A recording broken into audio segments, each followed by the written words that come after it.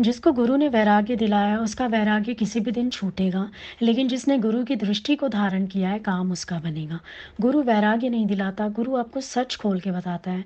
गुरु आपको ये दिखाता है मिथ्या क्या है और सच क्या है। दोनों पहलू आपके आगे रखता है। जब आप मिथ्या को मिथ्या जान लेते हो, इसी को वैराग्य कह दिया जाता है, क्योंकि आपकी सुख-बुद्धि खत्म हो गई वहाँ से। इतनी परिभाषा है वैराग्य की कि आपका अपना मन तत्व से निर्णय कर ले, सच को सच जान ले, मिथ्या को मिथ्या जान ले। अब राजा जनक भी तो कहते हैं कि मैं त्याग करना चाहता हूँ। गुरु ने क्या बोला? मिथ्या को मिथ्या जानना ही मिथ्या का त्याग है। जानना भर काफ़ी है वैराग्य में, और कुछ करना नहीं। आप लोग जब वाणी सुनते हो एनालाइज़ तो करते नहीं गुरु कहाँ से बोल रहा है। लेकिन आप ये ज़रूर देखने लगते हो कि बस हमको यहाँ से हटना है, वैराग्य लेना है। गुरु ने कहा है वैराग्य लेना है, लेकिन किससे वैराग्य लेना है? जगत से। जो जगत तुमको सत भास रहा है, उससे तुम चाहते हुए भी वैराग्य नहीं ले सकते हो। वैराग्य वृत्ति बनती उसकी है जिसको मिथ्या समझ में आ जाता है। जिसको समझ में आएगा भोग रोग है, उसी की वृत्ति हटेगी भोगों से। जिसको समझ में आएगा जगत में सुख है नहीं, भासता है, उसी का मन हटेगा उन सुखों से।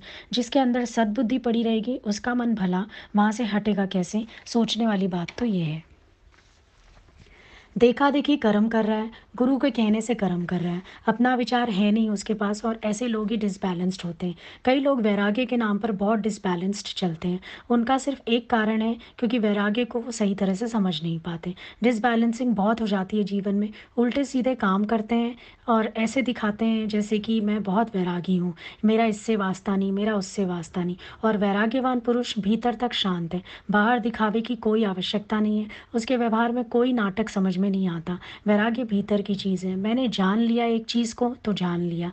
जो मिथ्या करके जान लेता है वैराग्यवान पुरुष है। वो बात ही नहीं करना चाहता जगत की। ना वो इन्वॉल्व होना चाहता है, ना वो ऐसे दिखाना चाहता है कि मैं तो इससे बहुत परे हूँ। ना इंटरेस्ट है, ना डिसइंटरेस्ट है। आप सोचते हो वैरागी माना टू शो, सबको दिखाऊँ, पता चले। शो ऑफ करने की कोई ज़रूरत नहीं है। एक चीज़ को मिथ्या जान लिया, वहाँ से मन मुड़ गया तो मुड़ गया, मुड़ गया तो ईश्वर से जुड़ गया। बात खत्म हो गई। उसमें कहने की, कथा करने की, बोलने की कोई बात नहीं बचती। सब शांत हो जाता है। आपने अभी वो तो देखा नहीं जो गुरु ने दिखाया, सिर्फ बातें करी हैं। एक बार पहले विचार करके वो अनुभव करो जहाँ से गुरु बात कर रहा है। क्या वो कैच हुआ? गुरु क्या कैच करवाना चाहता है? गुरु ने मिथ्या बता के आपको कौन से कर्म से भगाया? मिथ्या बता के कौन सा गुरु ने आपको जंगल में भेज दिया? आप वहीं के वहीं बैठे हो, सद्बुद्धि नहीं है, आप वहीं बैठे हो, सुख बुद्धि नहीं है, आप वहीं बैठे हो। जिस चीज़ से हटना है वहाँ से हटना वैराग्य है। सुख बुद्धि पर और सद्बुद्धि पर जीत होना, ये होता है वैराग्य। अगर मेरी सुख बुद्धि बरकरार है, सद्बुद्धि भी बरकरार है, फिर उसे वैराग्य नहीं कहा जाएगा। बाहर से समझो कुछ छोड़ भी दिया तो भी वैराग्य नहीं होगा। अभी विश्वामित्र बोले मैं वैराग्यवश जंगल में चला गया, लेकिन स्त्री में सद्बुद्धि भी है और स्त्री में सुख बुद्धि भी है, दोनों जागृत भाव। क्या इसको वैराग्य कहेंगे? वहां पर वो वैराग्य चलायमान हो गया। क्यों हो गया? क्योंकि बाहर की स्त्री तो छोड़ी थी, अंदर की स्त्री नहीं छोड़ी। होता सबके साथ यही है। बाहर से हम त्याग की बातें बहुत बड़ी बड़ी कर लेते हैं, पर भीतर से जो सुख-बुद्धि छूटनी चाहिए वो नहीं छूटती।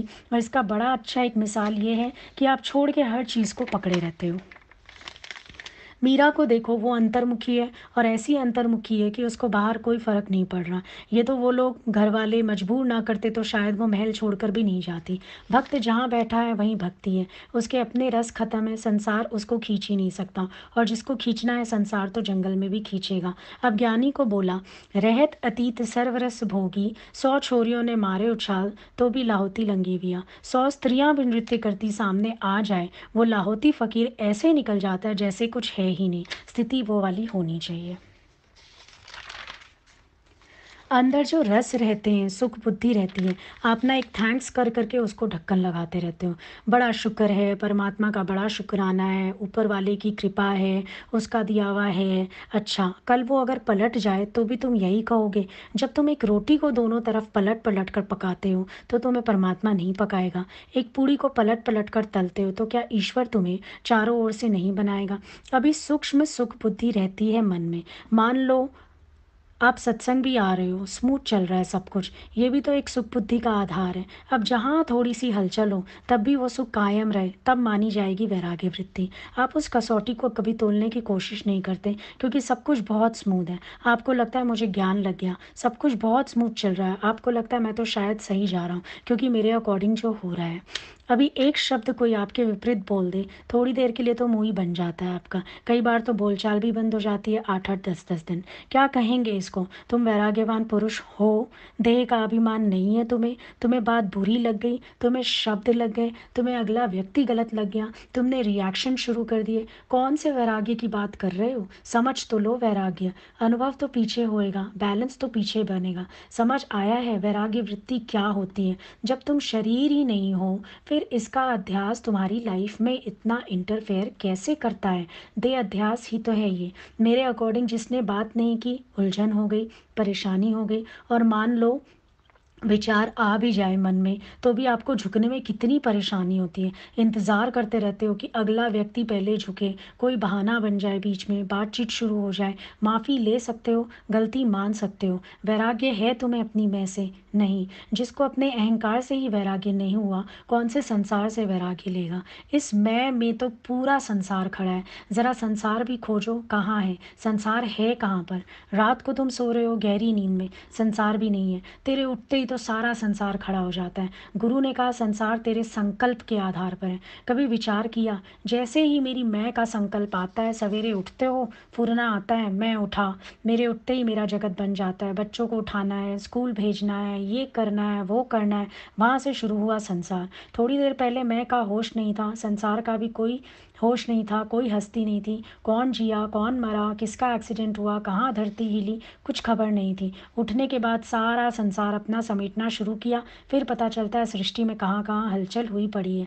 मैं से संसार हुआ, मैं का संकल्प, मैं का फुरना, यहीं से संसार की उत्पत्ति हुई। अब जब तक इस मैं से नहीं छूटे, संसार से तो हम छूट ही नहीं सकते। कर लो कोशिश जितनी मर्जी, जंगल जाएं, कहीं भी जाएं, कुछ भी छोड़ दो, फर्क कुछ नहीं पड़ने वाला।